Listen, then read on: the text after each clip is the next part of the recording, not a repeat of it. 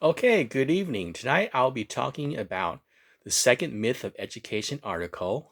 It's called From Social Class in a Hidden Curriculum of Work by Jean Anyon. And that article first appeared in the Journal of Education of 1980, but it's possibly very relevant even today. Then I'm also going to start talking a little bit about the critical thinking, reading, and writing process, or basically the critical reading, thinking, and writing process. And eventually, in the future lecture, I'm going to move into some individual skills like analysis and synthesis, and you'll be able to practice writing a paragraph focused on analyzing in the Michael Moore article, and also write a paragraph focusing on synthesizing with the Gene Anyon article that I'll be talking about tonight. So, but right now I'll be focusing on the Gene Anyon article. So what happened was Gene Anyon visited 5 schools in the New Jersey area and labeled these schools into 4 classifications according to their socioeconomic neighborhood that these schools were in.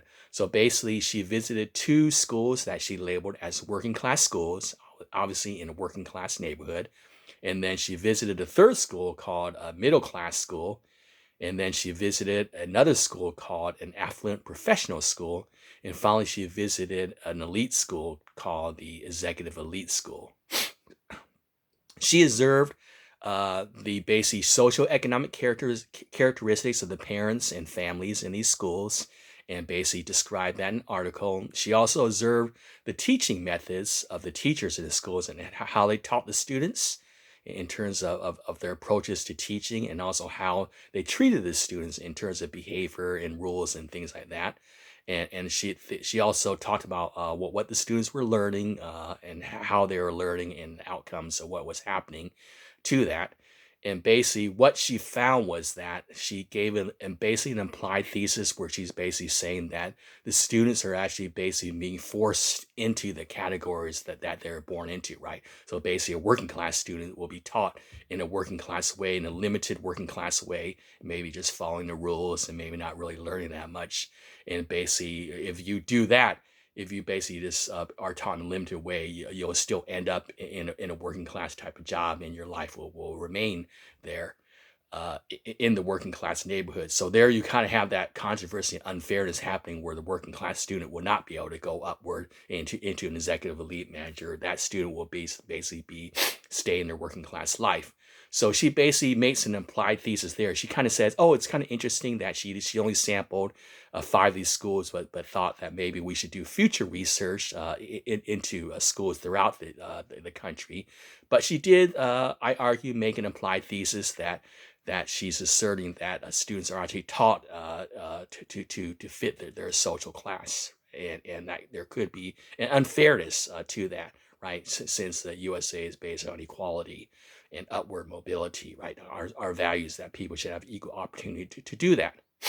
So basically, let's take a look at the working class school. When she visited working class schools, the neighborhood obviously is working class, a lot of blue collar jobs. The parents have a lot of blue collar jobs.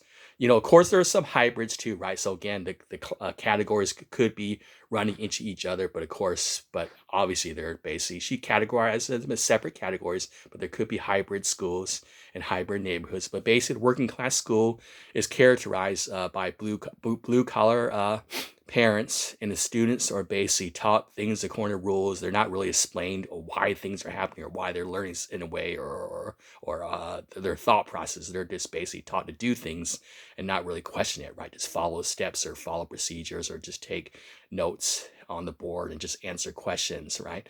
And obviously, right, you start feeling that there's inequality there, right? So if you're just sitting there just answering stuff and not really writing essays, so I'm kind of having fun here, right? You're not really writing creative essays, and you're just doing grammar things without really knowing why you're doing grammar, for example, or just doing math problems. They're not really thinking through these complex word problems. You're just doing really simple math problems. Is that really fair, especially considering you may be competing with like an affluent professional student who's basically doing more analyzing, things like that? What happens in the future when that working class student tries to compete or go to college? They go to college and they find themselves competing with grade wise or for job wise with students who are obviously have a better education. So we can start seeing the controversy there, right? And the teachers obviously are just telling them to follow the rules, not really asking them what they why things are being taught, or asking for their opinions. It's just following rules, acting very rudely towards them. Telling them to follow rules, telling them to shut up, be quiet, stop chewing their gum, things like that. Basically, the students are there just to follow rules. A little bit of what Michael Moore experienced too when he was at school, some of those mindless rules, right? In the middle class schools, right, this is like the huge part of America, right? You have your big group of middle class students. So you have a lot of working class students, huge part of America. And you also have the big part of America where you have these middle class students where they're trained to find the right answer, right? They're trained to think a little bit more, right? They might write essays, things like that. They might actually do word problems. The teachers might ask them for their opinions. But, there's some limitations to that, right? Even middle class education. So I'm going to let you know that I grew up in a middle class high school too, and there's some limitations there. Like I would write an essay. It would just be a 5-paragraph essay, your standard essay. But the teacher wouldn't challenge me. They would challenge me a little bit to write a good essay, but it's not their really top challenge. Like they're not saying, "Oh, be creative. I want you to write an original essay," or like they're not really pushing me to the highest level, right? Or even math wise, right? Like say if I'm doing math problems, like when I took Algebra 2, I was doing word problems. They were teaching us how to do word problems, but I didn't really know how to do the hard problems. The teacher didn't really tell us to think through hard problems. So I did the simple word problems, but I wasn't taught how to do the really difficult problems there, right? So there was some limitations to middle class education, right? But sadly that's like a huge majority of the population is actually getting that type of middle class education, right? Okay. Affluent professional, right? You're getting a little bit richer up the scale. The parents are more rich, that they might be top managers at firms. These students are more analytical. Ooh, the critical thinking skill of analysis, right? They're analyzing things. They actually may be writing analytical essays, or they actually may be thinking through word problems, or asking like how they develop the problem. What do you actually think of how you develop a problem? Are there other ways to develop problems? So they're getting higher. It's getting a little bit higher up the scale. And finally, you getting up to executive elite, right? You might get like Barack Obama's children, right? Or the children of Donald Trump. They're getting that executive elite education where it's very creative, right? Like, for example, this class, we're here, I'm having you do group activity, where the executive elite class, I might just say, oh, you guys develop your own project, right? So what do you think about that, right? Would that work, right? Executive elite, instead of me just giving you a group project, I just may say, oh, you guys can go ahead and design your own project, right? You can do that, right? You can design your own teaching project. It doesn't have to just be a summary of the work and asking questions. You can actually do your own format there, right? Or maybe design your own science project, right? They're kind of like making them think through it. Like instead of just giving them a science project and following the steps, or at worst, like a working class neighborhood where the teacher's just demonstrating a science project, you're really not going to learn anything when the teacher's demonstrating a science project, right? They actually may be developing their own science project, right? So obviously, the executive elite education is actually very high level, right? And the students are given a lot of freedom, right? The teachers are, calling them by their first names. They're not telling them to shut up or be quiet, right?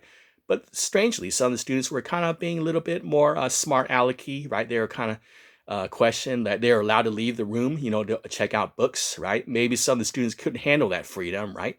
But they're given a lot of freedom. What do you think about that? Should you be able to give students too much freedom? And think about, as you're reading this, link this to the Jean Anyon the Jeanette Walls book, right? Jeanette Walls is probably encountering a lot of students, a lot of working class students, students in working class schools, right? Jeanette Walls is in her family, Jeanette and Lori and Brian. How do they compare with those working class students? Are they brighter? Are they brighter or less brighter? Is that really fair to those working class students in those cities, like those desert towns of California, Arizona, and Nevada? Is that really fair to those students to get that education? So basically, so the conclusion is basically Jean Anyon makes that assertion, and think critically, right, about the article. You may agree or disagree. What about your school? I'll be asking you questions about where does your school fall under, right? You know your neighborhood more than me. You know your school more than me. Where does your school fall under that category? Also, colleges, right? Is a college an affluent professional school?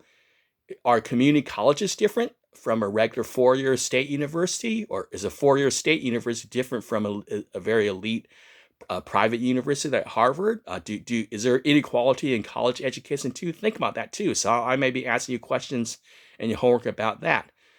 Back to your high school, I'll be definitely be asking you questions about that in your high school. I did ask a question about high schools. I taught a couple of the high schools. I asked questions, and I got a various range of answers. It's kind of inconclusive. On the one hand, students were telling me, "Hey, the teachers are very caring." Obviously, the level of teaching it's much higher than it was 30, 40 years ago, right? The teachers are actually much more skilled, much more higher level. They care about their students, right? They really monitor the progress. Very more technology oriented, very computer oriented, very bright. They have more skills. You get that?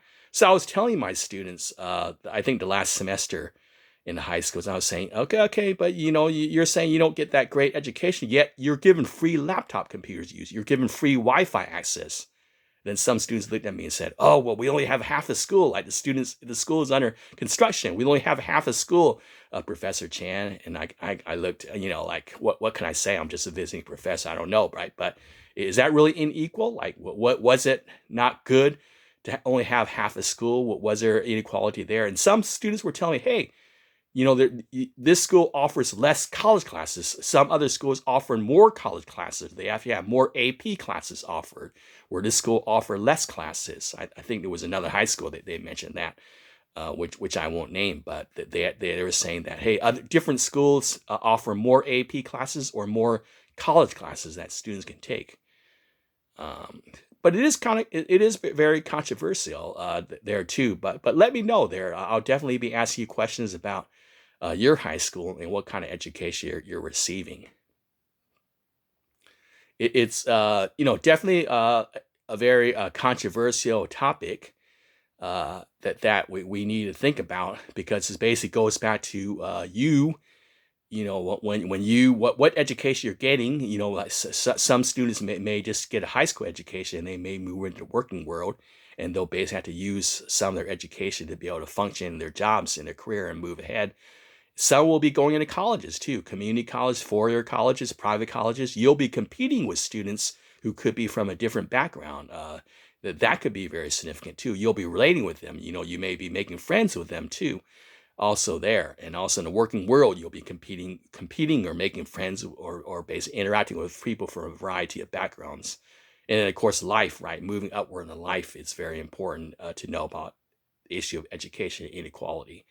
So take a look at the article. You'll be getting some homework questions, and you'll be able to write a little bit more deeper synthesizing paragraph, which we'll talk about later.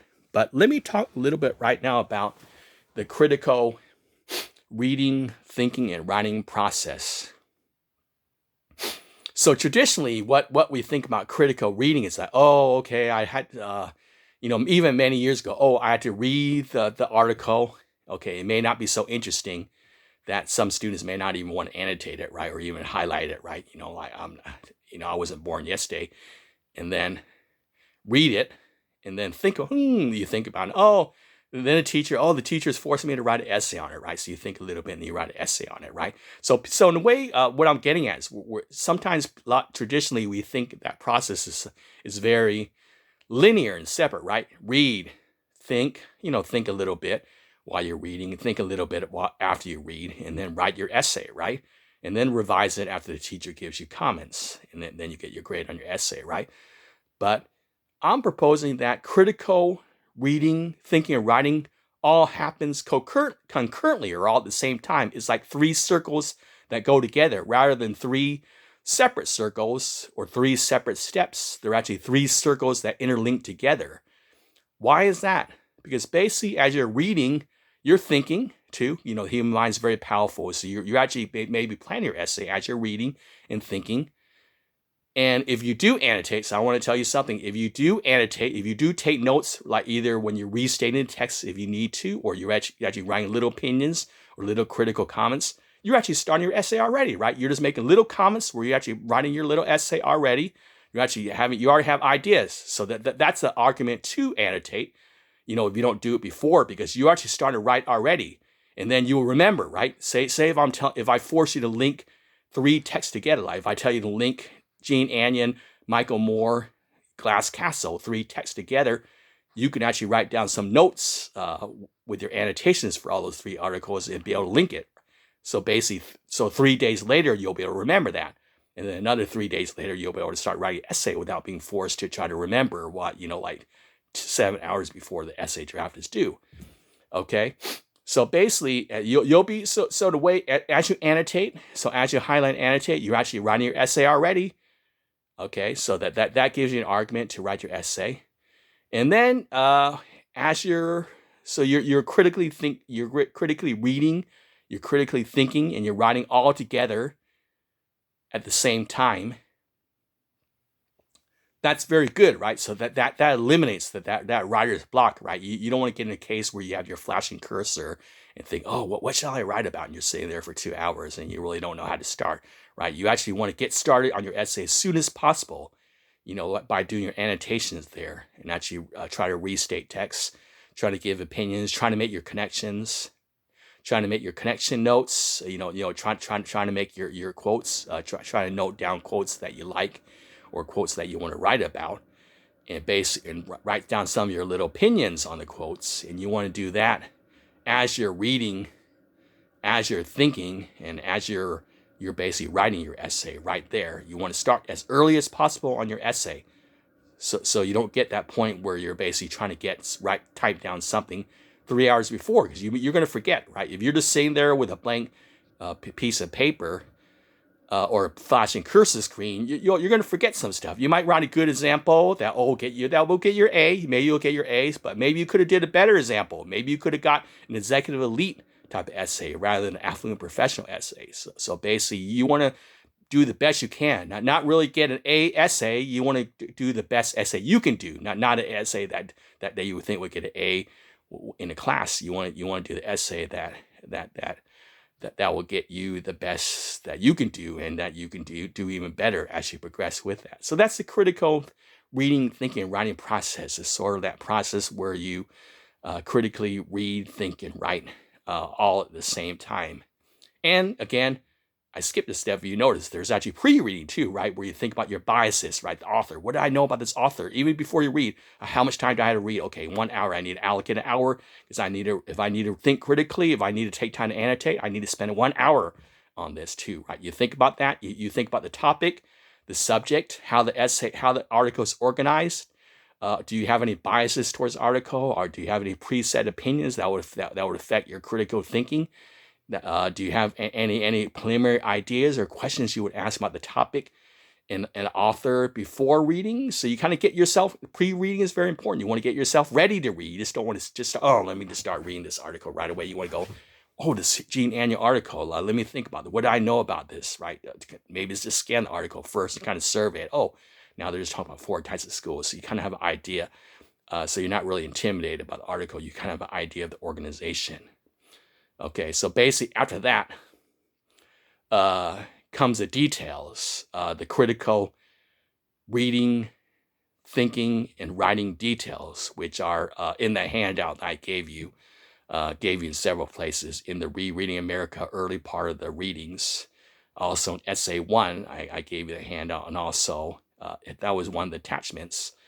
And also, I believe it was attached to one of the homework assignments for the Rereading America intro. The critical reading, thinking, and writing skills of interpreting texts, analyzing texts, synthesizing texts, and evaluating texts. We're going to get into next there, because those are very important to do, right? You know how to, you're already using those skills. You probably don't really, you may not really think about those skills and those words. You are probably know what analyzing means. You use those skills, but it is good to know those skills separately so that you can have more ideas to write more. Like you can, okay, I need to write more, right? My teacher says, oh, your 5-page essays are not long enough. You need to go to 6 or 7, right? So one way you can do that is be more analytical, right? Be able to break down texts in more ways. So we'll talk more about that, ways to analyze and synthesizing, which is going to be very important, right? Right there, when I told you your essay one, we had a link, couple Rereading America articles to the Glass Castle essay. Some of you are saying, what is he doing? What do you mean link that, right? I'm just going to I'm supposed to write about the Glass Castle, but why is he asking me to link Rereading America articles? Because you're actually linking readings that seemingly appear, that are separate readings that don't appear related, but you want to have to find relation between those readings that link to your thesis statement. So you actually have to find similarity or contrast that can help you develop a cohesive essay that links different readings, and that's very important. And we'll talk more about that, how synthesizing really works with your research essays too. That's a very powerful skill. Analyzing and synthesizing and interpretation are very powerful, critical reading, thinking, and writing skills, which we'll talk about soon. But for right now, take a look at Gene Anyon, think about that, and you'll be getting some homework questions on that to think about, some fun homework questions. And then next week, we'll be getting into our next Myth of Education article, Andrew Del Baco, I believe. Okay, thanks. Good night.